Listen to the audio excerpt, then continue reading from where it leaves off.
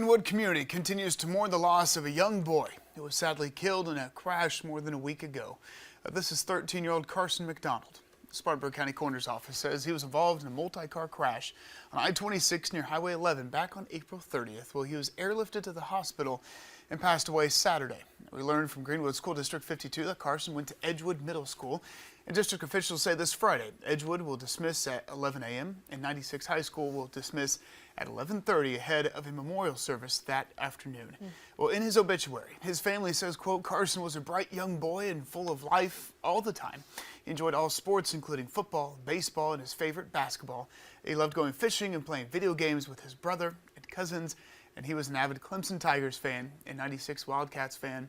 And Carson's blood ran pure maroon and gold, and he was proud to be a Wildcat.